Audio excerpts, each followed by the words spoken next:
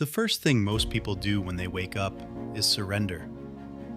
Eyes barely open, hand already reaching for the phone. And in that one motion, before your feet even touch the floor, you've handed your mind to 1,000 strangers. The notifications, the headlines, other people's lives, other people's demands, other people's emergencies. You haven't decided a single thing yet, and the day already owns you. Think about what that actually means. The most alert, most malleable, most valuable moments your brain will produce all day, and you spend them absorbing whatever the world decided to shout at you overnight? You didn't choose it, you inherited it. And then you wonder, 16 hours later, why you feel scattered and behind and vaguely defeated. Here's the truth almost no one tells you. You don't need more hours. You need the first one. The first 60 minutes after you wake are the most powerful of your entire day, and how you spend them quietly decides everything that follows. This is how you take them back. When you wake, your brain isn't fully online yet. For a short window, it's soft, suggestible, still loading, like a machine booting up its operating system for the day. And whatever you feed it in that window becomes the template everything else runs on. Feed it chaos, noise, conflict, 100 notifications, and you've installed a reactive, scattered day before you've even stood up. Feed it calm and intention, and you've set the frame that the next 16 hours will follow. There's something else happening in that window. In those first minutes, your mind is doing quiet, invisible work. Sorting what matters, deciding what kind of person is going to show up today. Interrupt it with a screen, and that work never happens. You skip straight to reacting, and you never come back. The first hour is not just time. It's the rudder of the whole ship. A rudder is small, almost nothing compared to the vessel it steers. But a tiny movement there changes the entire direction of everything behind it. That's what your first hour is. Small, decisive. And most people let a screen grab that rudder before they're even conscious enough to fight for it. Look at what the phone actually does to that fragile first hour. Before you've earned anything, before you've moved or thought or created, you get a flood of dopamine for free. And you're teaching your brain a quiet, poisonous lesson. The reward comes first, effortlessly, from a screen. After that hit, everything real, the work, the effort, the slow things that actually matter, feels gray by comparison. This is why the hardest task feels impossible at 9 in the morning. It's not that you're lazy. It's that you've already spent the currency you needed to do it. You handed your attention away before the day even asked for it. And there's a second theft, quieter than the first. You've started the day reacting, answering other people's messages, absorbing other people's fear, running on an agenda that isn't yours. You feel busy, but you're just behind, anxious, scattered, reacting to a world you never chose to let in. It isn't even 8 in the morning, and you've already lost the day. And here's the part that should worry you. It doesn't stay a morning problem. Do this once, and it's a rough start. Do it every day for a year, and something changes structurally. Your brain learns that effort is optional, and stimulation is free.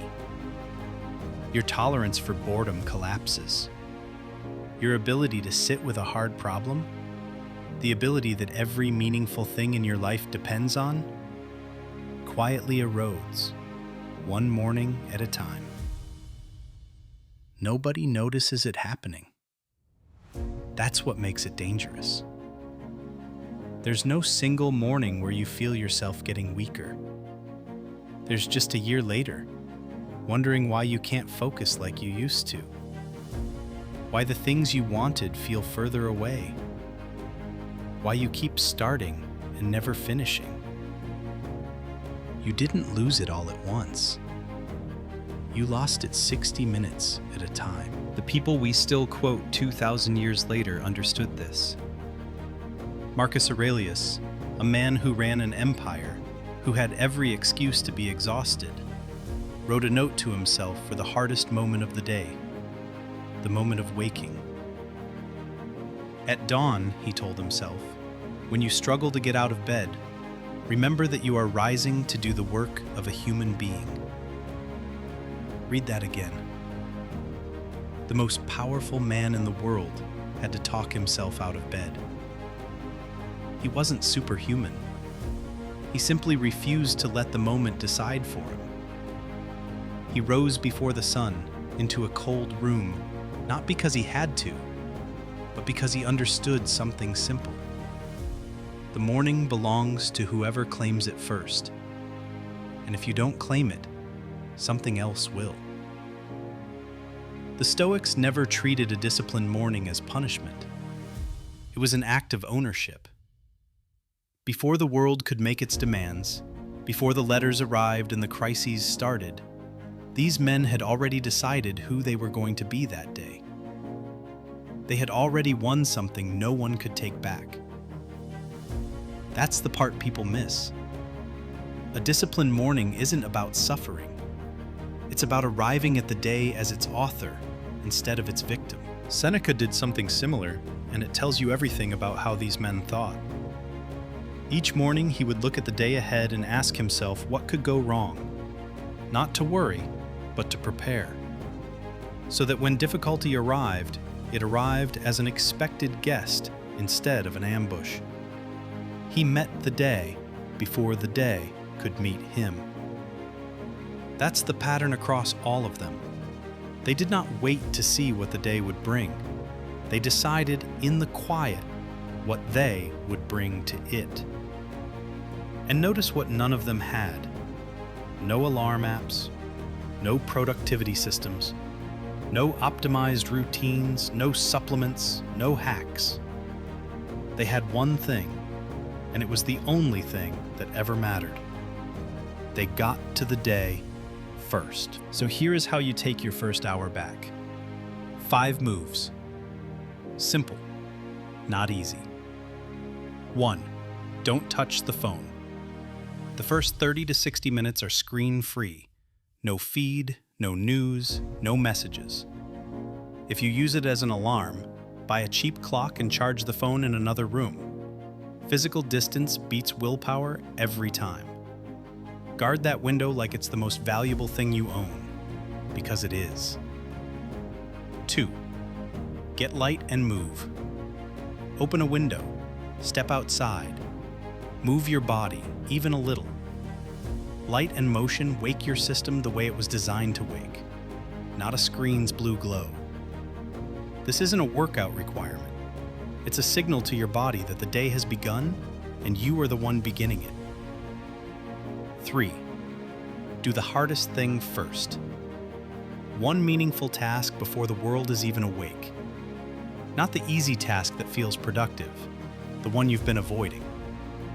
Win that, and nothing the rest of the day throws at you can take the win back. You'll carry it with you for the next 12 hours. 4. Claim a few minutes of silence. Sit. Breathe. Let the mind be still without giving it something to consume. This is the hardest one for most people, because silence feels like waste. It isn't.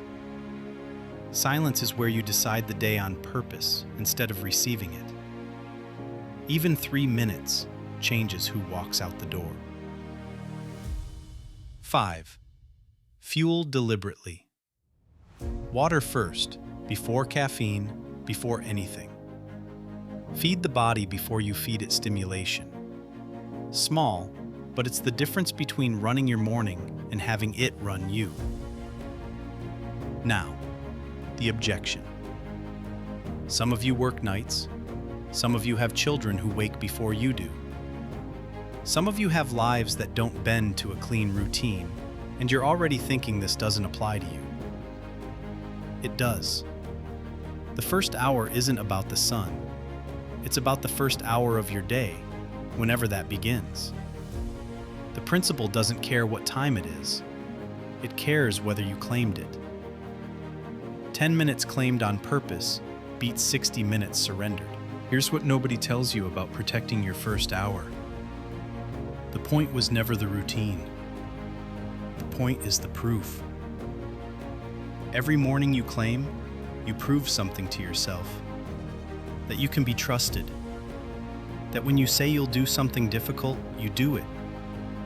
Do that once, and it's a nice morning. Do it for 30 days, and you become someone different. Someone whose word to himself actually means something. That's what compounds. Not the cold water, not the early alarm, not the task, but the quiet, growing evidence that you are not someone who surrenders. And that evidence follows you into every hard thing you'll ever face. The person who wins the morning isn't winning because of the morning. They're winning because they've proven, before the world woke up, that they're the kind of person who does what they said they would. How you begin is how you live. Win the first hour, and you've already claimed something the rest of the day can't touch. Lose it, and you'll spend the next 16 hours trying to catch up to a day that started without you. Tomorrow, when your hand drifts toward the phone before your eyes are even open, pause. Just for a second. That pause is the whole thing. That's where the day gets decided. Claim the hour. It was always yours.